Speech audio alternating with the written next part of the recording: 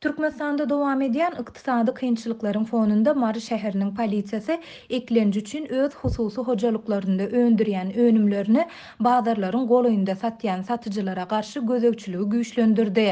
Adatlyk radiosynyň bu barada habar berýän yerli habarçysy polisiýanyň bazarlaryň daş töwereginde azyk önümlerini satýan satyjylaryň haritlaryny ellerinden alýandygyny we olary polisiýa merkezine çagyrýandygyny aýdýar. Molla Nepes köçesiniň uğrunda yerleşen Gök Bağdar'ın goloýynda daýdalar, garry eneler yerde oturup bakçalarında yetiştiren üzüm, pomidor ýaly haritlary satýarlar. Ýöne soňky bir hepdäniň dowamında polisiýa işgärleri daýdalaryň haritlaryny ellerinden alyp öz awtolawlaryna ýükleýärler. Olar daýdalara öýlen polisiýa merkezine barmaldygyny duýdurýarlar diýip gizlilik şertinde söhbetdeş olan habarçy 28 awgustda gurrun berdi. Habarçy käbir polisiýa işgärleriniň satyjylar bilen gödük çemeleşýändigini aýdyp, azyk önümleri elinden alynan daýdalaryň arasynda aglaýanlaryna ýa-da polisiýa bilen dawalaşýanlaryna hem duş gelse bolýandygyny belleýär. Polisiýa işgärleriniň käbiri satyjy daýdalaryň, garry eneleriň üstüne gyýgyrýar.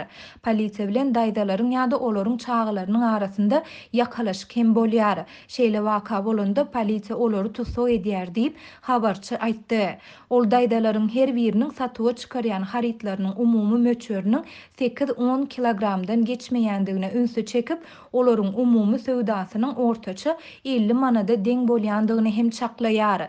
Daýdalar güzeran eklençleriniň barha agyrlaşýandygyny aýdýarlar. Olaryň käbiri öz bakçalarynda yetişdiren haritlaryny satyp, öz maşgalasyna azda kende maddi goşunt edýändiklerini aýdýarlar.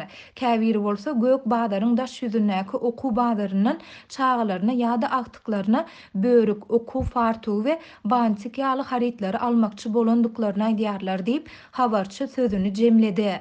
Adatlyk radiosuna yerde azyk önümlerini satýan satyjylara edilýän gözegçiligiň güýçlenmegi we onuň sebäpleri barada Mary vilayet hem de şäher häkimliklerinden şeýlede polisiýa bölümünden kommentari almak başartmady. Türkmenistanda indi 10 ýyldan gowrak wagt bäri ilatyň öz hojalyklarynda öndüren gök bakça, süýt, gatyk we ýumurtga ýaly önümlerini bazarlaryň daş töwereginde ýa-da etrapçalaryň aralarynda satmagy ruhsat berilmeýär.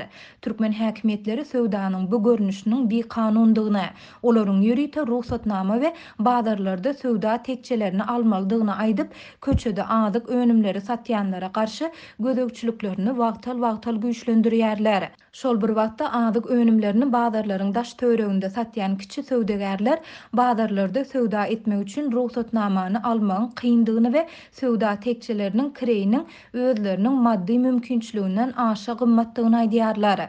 Geçen ýylyň oktýabrynda Adatlygyň Lewapdaky habarçysy polisiýa işgärleriniň yerde azyk önümlerini satýan satyjylary bazaryň golaýyndan kowýandygyny, satyjylara paýyş sözleri aýdyp gödük çemeleşýändigini, hatda olaryň azyk önümlerini yere döküp zaýalaýandygyny habar berdi.